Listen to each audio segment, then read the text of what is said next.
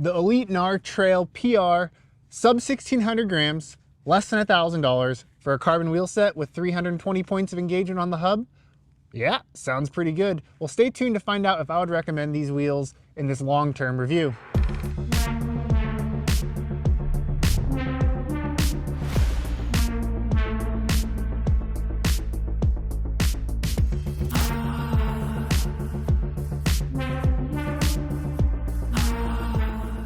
Elite Wheels started their journey in 2009 when both owners met in engineering school with a shared passion for design and mountain bikes.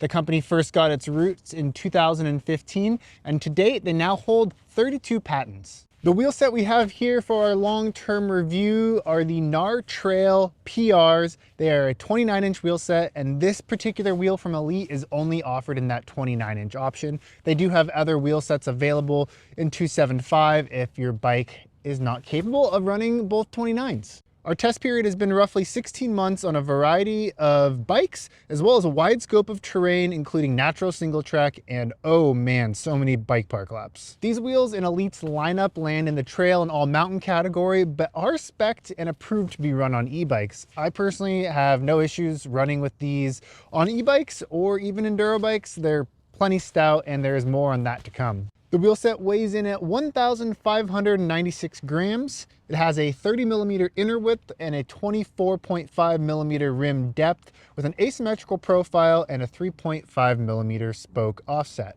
Both front and rear rims have 28 spokes, utilizing the Sapiem CX Ray spokes.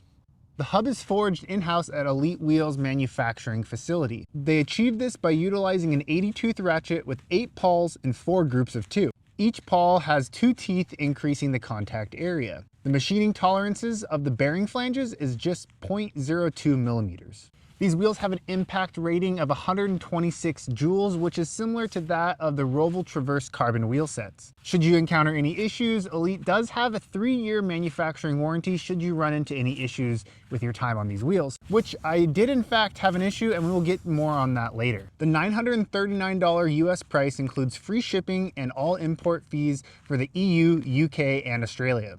You get a choice of drivers including Shimano HG and Microspline, as well as SRAM XD. Additional options include a black or silver graphic for the wheel. So how do these wheels sound? Let's take a listen.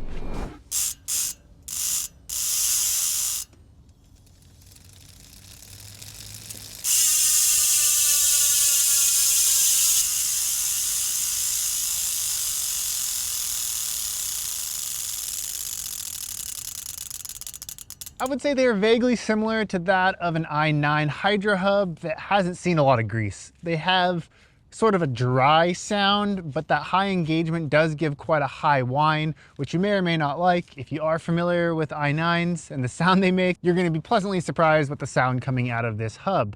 Go ahead and let me know in the comments, am I right, am I wrong, do you like it, do you hate it, what wheel does it sound like to you? Let's hear it. And most importantly, how have they held up over this 16-month long-term test on a variety of bikes, tons of terrain, and very poor line choices by me? Let's go ahead and we will cut to a front and rear video showing how true the wheels have stayed. I have not touched the spokes, had them trued, or done anything. This wheel was replaced, which I will get to later, I promise. So this wheel build job, thanks to TJ at Alpine House in Sandpoint, Idaho, has stayed pretty well true to my standards. All right, enough faffing about with all the specs and the funny business here. Let's go ahead and get out on the trail, and I will run you through kind of my thoughts and impressions on these wheels as we roll through some of my favorite trails here at Beacon Hill. All right, going down one of my favorite little test trails here at Beacon, Tire Trail. See how these Elites roll. Woo. So one of the first things I noticed about these wheels was just how stiff they were.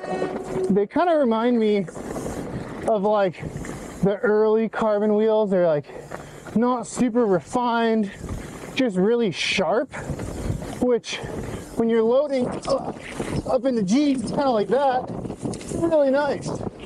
But if you're a lighter rider, like less than 170, I think you're really gonna have a hard time getting these wheels to feel comfortable under your hands. Woo, ace that. But loading into corners is really where these shine. And on that topic, God, I can't see, it's so foggy. These wheels hold a bead surprisingly well. Like I'm 24, 22 right now. Mind you, they're enduro casing tires, but it's frozen and tacky. I have no worries blowing a bead. Oh, it's icy. But yeah, overall, I would say these wheels are definitely for someone that likes a different ride. And we'll talk about that more here on the next trail. Woo. All right, so I wanted to touch more on what I talked about, the stiffness and the feel. I need to focus through this because this is gnarly. Okay, there we go. That was actually a really good section to illustrate what I'm talking about. It's not that they're like overly stiff. They definitely just transmit a lot of the trail feedback to your hands, which isn't inherently a bad thing, in my opinion. It's just definitely a different feel than some more nice, refined carbon wheels. Woo! But with that said, when you want that support, it's there. Oh God. Just trails like this where it's quite chattery. The longer they are, you can definitely start feeling some hand fatigue, I feel like, due to these. But again, I don't think, oh yeah, I don't think it's necessarily a bad thing. It's just something I've noticed over the dang near year-long test period. Okay, technical climbing. But overall, it's been a very reliable wheel set. Woo, that's new. I did have that issue early on, and then I don't know what, I think it was actually my cassette or there was something going on where I was getting some weird feedback. Oh yeah. When backpedaling, and Elite actually sent out a new spring because I had an early set, and that new spring solved that issue. So far, good customer service. And when I mean so far, like, man, I've had these for a very, very long time. And we've had a lot of questions about how they're performing. And honestly, they just lived on the bike other than some test wheels and it performed great. Whew. Boy, it's cold. So, after all this time on them, you ask, who are these wheels for? Well, I think it's for a few different user groups. I think they'd make a great e-bike wheel with how laterally stiff they are. I think for heavier riders looking, goddamn, that was sketchy. Looking for a, sorry. Heavier riders looking for a lightweight wheel that won't break the bank. Definitely recommend. And who are they not for? Whew, man, sorry, I'm freezing. Who are they not for? Well, I'd say they're definitely not for lightweight riders, unless you're really looking for that trail feedback. I think they work good on a downcountry bike. They're light enough, but burly enough that they can take some serious abuse. And I don't know, man, it's a tough call. They're not easy, I would say, to get parts and service for, but at the same time, oh, that was a terrible line. In the 1 year plus I've had them, other than the spring issue in the driver body, man, riding terrible right now.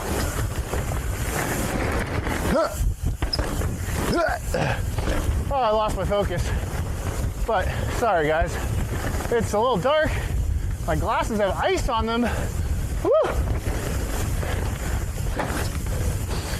Yeah, man, I think for the value and the weight, how stiff they are, it's definitely an underrated wheel in my opinion. But again, if you're buying an e-bike on a budget, comes with soft wheels, these are going to be a great pick. So I just wanted to circle back and touch on the wheel failure that I had That was a very strange one. I was running 28 PSI, and in fact, it was the first trail, first feature that I rode the Wheelset on. I was towing in a buddy that hasn't rode bikes in a very long time and was new to the area. Just on a simple blue trail, very easy, normal little roller with some rocks in that I ride dang near every time I'm out. And yeah, I got to the bottom of the compression and just heard this. What was that? Like, did I flat? And didn't think anything of it. A few more meters down the trail, tire was flat. I got off like, oh man, I got a puncture. I was getting my plug kit out and looking, and the wheel had cracked right at the spoke. Like, there's no impact on the actual wheel itself. I didn't feel it hit bottom. Again, I was running 28 PSI with double down tires, which is totally normal. Like, definitely not low PSI for me in that tire spec. So it was pretty strange. And to be honest, from the get-go, didn't give me a lot of confidence. Immediately reached out to Elite. They sent out a new wheel. TJ put it together. And that's this wheel here that's been on the bike since March, April, May, June of 2023. So I think that's 16 months. I'm terrible at math. But with that said, I've taken these wheels down to Costa Rica with me, to Whistler, Silver Mountain, which is just notorious for eating wheel sets. Terrible line choices here at home. And yeah, I've run a mix of XO Plus, DH casing tires, the whole shebang. Like, these wheels have literally seen it all. And yeah, no issues. They did mention that there is the possibility of having just a manufacturing issue, and that's what caused that right at the spoke. It's something, if it does happen to you as a customer, that wheel is ready for replacement. That is a complete manufacturing defect. Just one of those weird things. You know, we get these products in, and sometimes we're the unlucky ones that experience that issue. But happy to report, communication with the brand has been super easy. They've been very, very kind and patient, allowing me to get plenty more time on these, since because of that failure, I wanted to make sure I could just absolutely shred them. And yeah, shred them I have done. So I just wanted to touch on some of the key things I found and felt when riding these wheels. Number one, stiff, both laterally and vertically stiff. They hold up very, very well under heavy compression. I never once felt them be squirmy under me. And with that, running a little bit lower tire pressure, it holds the bead really well. I did not have any major burps outside of trying to. So when actually riding, not like a hooligan, they were totally acceptable. And specifically with these Pirelli Scorpions, I'm running 23 and 20, which for me is like significantly low. I like to sit around 27, depending on the casing, and generally never really go below 25. And I've just been experimenting with better line choice and riding a little bit lighter on the bike, and they've provided plenty of traction. Definitely not as much compliance over roots. So if you are in an area that you ride a ton of roots and really value that wheel conforming to the terrain, not going to be your best option. But with that said, if you are a bit heavier rider, say above 200 pounds, you ride an e-bike hard, these are going to have no issues. They are not noodles in the slightest bit. One of the things that I have felt is quite a bit of hand feedback and vibration, especially at Silver Mountain. The really, really high speed chatter, it was noticeable. And I actually went to a thicker race face Chester grip, which did help. So as far as the hubs go, over the test period, there's been no change in the bearings. They all spin freely. The seals have done a great job at keeping dirt out. I am ruthless when it comes to washing bikes. I'm not nervous to get in there with the hose, and even just normal riding conditions, there's been no major dirt, water intrusion on those hub bearings. Spoke tension has loosened up a bit, but is totally reasonable in this time period, I would say. So how do these wheels compare to other carbon wheel sets on the market, or at least carbon wheels I have rode? Well, two of my standout favorites are the SpokeX carbon wheels. I can't remember the model name that I have, and the DT Swiss EXC 1200. Those EXC 1200s are more than 3 times the price. You can feel it. There is definitely less hand fatigue, less vibration up through the bars and through your feet with those wheels. As far as rigidity goes, like, these wheels, I would say, feel stiffer than those EXC 1200s. For the SpokeX wheels, they are significantly lighter than those wheels. They have a different profile, different look. but also, as with the DT wheels, those Spoke X wheels have a little bit more vibration dampening and a touch more vertical compliance than these. But with that said, the value that these wheels bring is a really, really intriguing property. You know, those EXC 1200s are what, $3,000, and these are less than 1,000 with free shipping and duties. If you're in the UK, EU, or Australia, it's a pretty good value proposition. And with a 3-year warranty, if you get 3 years out of a wheel set, I think that's pretty good, especially one that's less than $1,000. When you start talking that 3K price range, man, I'm looking for a decade out of a wheel set in that price point. So would I recommend this wheel set? Yeah, I genuinely would. Wouldn't recommend it to anybody under 170 pounds that values a lot of compliance. But if you have an e-bike and they came with really squirmy wheels and you're looking to upgrade, don't want to really break the bank, this is a hard one to beat. Big thanks goes out to Elite for making this long-term review happen. And I hope this brought you some more insight into the brand. If you have not heard of them and have any further questions, go ahead and drop them in the comments. Happy to chime in and have a chat about these. Got lots of experience, lots of time on these. If you have a riding zone, a bike, a style that you're curious if these will work for you, I'm happy to help you out. It's a really, really cool wheel set at a great price. And until next time, we'll see you out on the trails.